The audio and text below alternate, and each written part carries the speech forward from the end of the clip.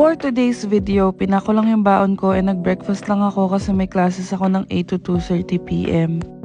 Nag-lift lang ako papasok and paglabas ko, grabe, sobrang nagsasnow na nga. Actually, mga 2 or 3 days na nagsasnow dito.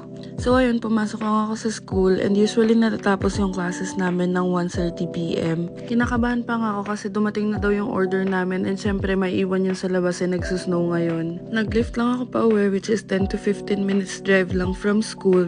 Just in time lang talaga para dun sa pagdating ng technician. Pagdating ko, I'm happy kasi pinasok naman pala nila ate yung order namin. Dumating na nga yung technician from Rogers na mag-i-install ng outlet para dun sa internet namin and walang bayad yan. So ayun guys, kakasettle lang ng lahat. Nakaalis na yung technician and kita niya naman, dumating na yung TV na in-order namin. And then, andito na yung wifi, connected na rin siya finally. Ayan, naayos na siya. So, mamaya ako na i-open yung TV kasi si Bianca talaga yung super excited doon. So, hahayaan ko na siya mag-open noon and mag-set up. Mamaya na namin lilinisin. And, actually, matagal na namin yung pinag-iisipan. Yung wifi, na-mention na namin siya before, but it turns out yung Virgin fail nga kasi pagdating dito parang 5 Mbps lang, which is hindi kakayanin kasi nga work from home ako. And it turns out, itong Rogers, 1.5 Gbps siya, tas yung price is same lang. So, nag-go na kami dito and good deal naman talaga siya, tas may kasama pa siyang bundle na for TV. Then, yung TV naman, actually, matagal na namin siya pinag-iisipan. And then, ayun nga, since winter na ngayon, and if you all know, outgoing akong person na sobrang nako-comfort ako pag nasa labas. Pero ngayon sobrang hirap na kasi nga nagsusnow na, yan pa winter na. And sobrang lamig sa labas, as in, para siyang freezer times 20, ganun. So, imbes na lalabas kami pag weekend, pag off namin, pag rest day namin pareho, which is Saturday, ayun, dito na lang kami sa bahay, mag-movie marathon na lang. And yung TV, good deal namin siya nakuha. Sa Walmart namin siya nabili. 43 inches, tapos smart TV na din siya. I did the speed test and legit nga yung up to 1.5 Gbps. So, ito naman yung in-order ko from Adidas. I-unbox na natin.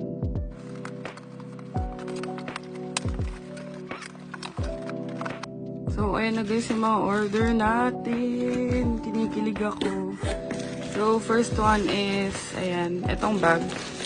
Kay Bianca to. Kasi as you all know, lagi niyang gamit yung backpack ko. Yung backpack ko na gamit niya is, yun na yung bag ko since college. So, deserve niya naman to. And nasa around $20 or $15 lang namin to nabili. Kasi nga, in-order namin to mga to nung Black Friday. And then, eto, gift niya sa akin to. Tagal ko nang gusto na ito. Pero actually, ang habol ko talaga is yung platform, yung parang wedge.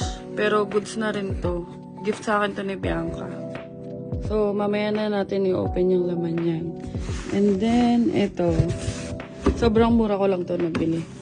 Kasi nga Black Friday. Tapos almost 50% off. Tapos may mga codes pa ako nagamit from TikTok. So, ayun. Nung Black Friday ko to in-order.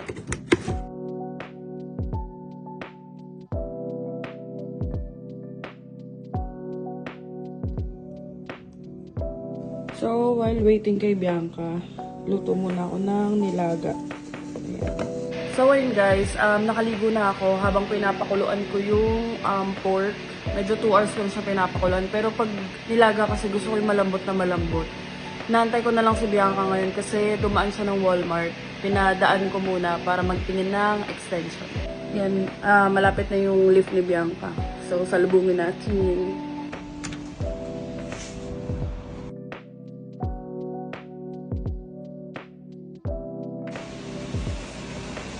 Yeah. Yun na, yung inaantay niyang TV. Matagal niya nang inaantay na TV. So yun guys, ito yung mga pinabili ko sa kanya. So since nagnilaga nga kami and walang repolyo. Yan na. And walang maliit dito. Kita niyo yung laki yun. Tapos yung extension. Mga ilang pang ulam. Patatas, tapos itong spaghetti kasi nga may natira pang sauce. So yun guys, kakain muna kami.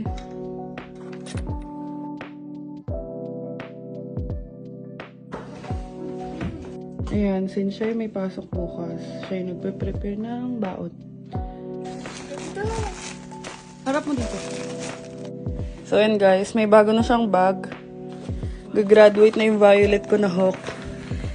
And, trivia lang. Binili ko yun ng mga second year or third year college ako. Tapos, hanggang ngayon, nadala ko pa siya sa Canada. Yan, tinetesting niya na. Talikod.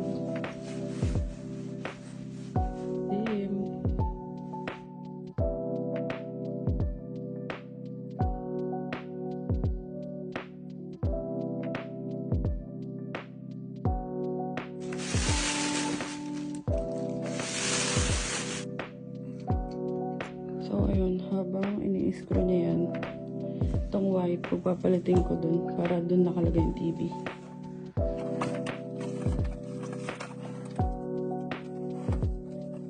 So, ayan, since hindi siya kasya sa patungan, makeshift muna yun sa may box.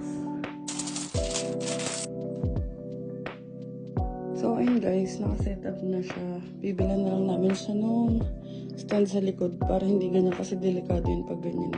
If di ka pa nakakapag-like, please do like and follow our Facebook page, Adventures in Canada.